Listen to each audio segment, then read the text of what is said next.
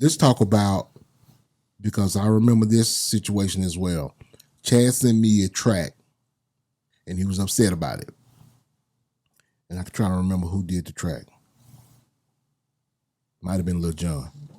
Don't remember. Was it the Like That? Like That remix? Yeah, no, the original version. Right.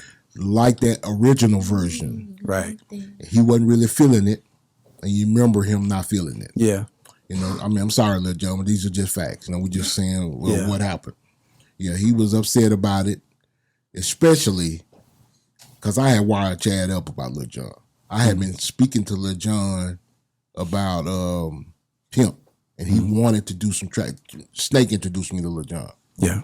And I was like, yeah, you know, and Lil Jon had made a statement about how he had a certain set of beats waiting for Pimp to get out of jail for UGK. Right. And I told him all that.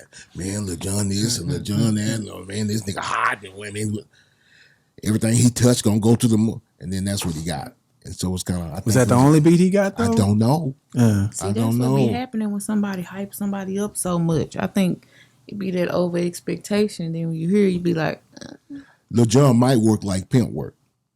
Pimp wasn't gonna send you no BCD. He was gonna make you something custom. Yeah. That might have been the custom beat that he made, and it was like, you got anything else? You know what I'm saying? Yeah. And so, and then he may have felt like he feels when people try to say, because this is a situation that happened with I Know You Strapped. Somebody tried to say that after the transaction was done, let me have choices of more music. You know what I mean? And instead of going down that road, you probably say, hey, same thing he did with 3-6 Mafia. You know what I mean? You know, hey, y'all can't be on the song. We're gonna take y'all off. Put who was that? Ugk'S on the song. Right. So instead of just we can't get this cleared, we can't get him to do it. I got somebody that can do it. Let's talk about the Like That remix, because I know for a fact you were there to the story you told me about how you built that beat. I want you to tell the world. Because you were in a special place. Yeah. I was actually at his apartment in Houston. No. Don't call it the apartment. Oh, the high rise. Call it the high rise. The high rise. My bad. Yeah. You're making it seem like we up in Surrey Row or something. You know what I'm saying? Nah, well, Because we are Westheimer. yeah, we on Westheimer. Right across the street from it where? was a fly spot. Right across the street from where?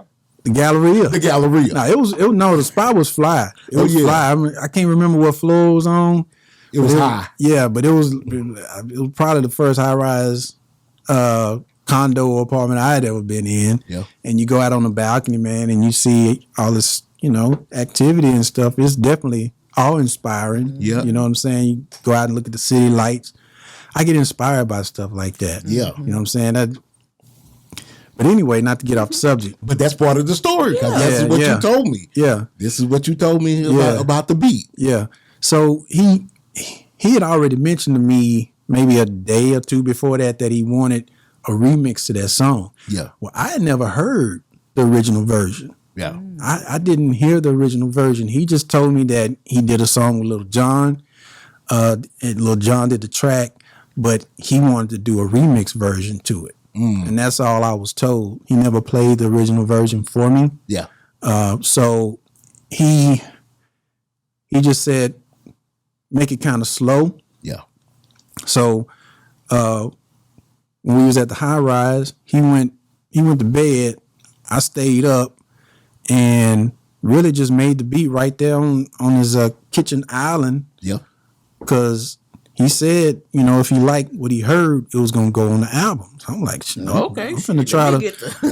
Yeah. So I stayed up all night working on the track and made it right there in his kitchen, man. And he woke up the next morning. He came out his bedroom. He said, "Man, let me hear what you got."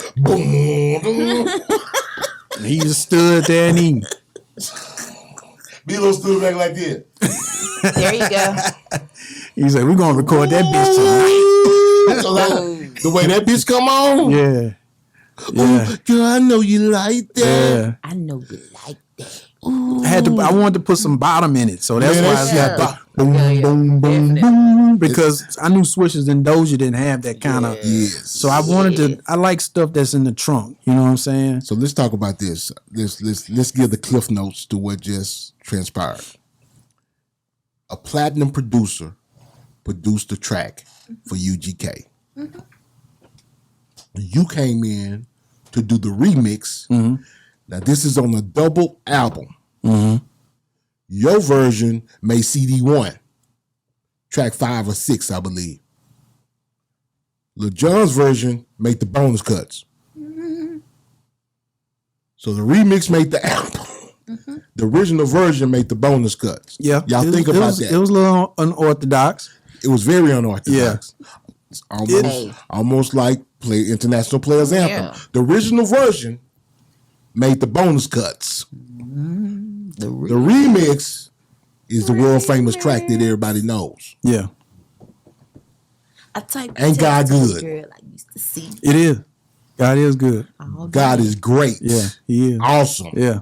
God is dope. I mean the way that it all worked out, man, it's just, you know, it helped my confidence Yes.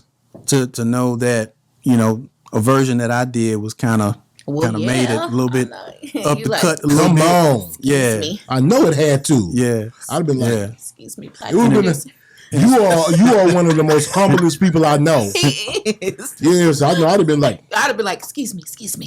Platinum producer coming through. let me pop my shit. I always feel like there's so much more work to be done. You're right. Yes. You're right. That's why the world needs you, B-Lo. I'm just going to keep But throwing that's that out there. important. It is. The world needs you, You B-Lo. can never be above learning something or because I agree with you, because it's like so many people who, you know, when you're cocky and you feel like if you're perfect, it's no room for growth, and I Exactly. feel like it's always Right. Exactly. Right. something you can improve Right. on. My thing is, to me, man, I'm not like by nature. I mean, I am a competitive person, but I only really compete with myself. That's the best way to be. And to me, I hate to see people bragging. Oof. And Boy, I then hate somebody that else shit. come up behind them and got something twice as good and Yes. shuts them up. That makes you feel good. Yes. Inside, I don't it's want like, to be that person. but it makes you feel good to It see makes it me happen feel. I sometimes. know. I'd be Yeah. like, Yeah, Me too. yeah, Me too. I love the underdog. Lord, yeah, forgive me. yeah. I like to quietly kill them. Yeah, there you go. You know what I'm saying? You're like, oh, me. It's your girl Jazzy K with Super Tight TV. We want to thank everyone that's been watching. Hey, if you do us a favor and hit that subscribe button, also press the notification bell so you can be notified every time we drop a new video. Know I'ma get some game tuned in with Super Tight, yeah. I get it all up from Big Bobo, from the front seat, not no photos.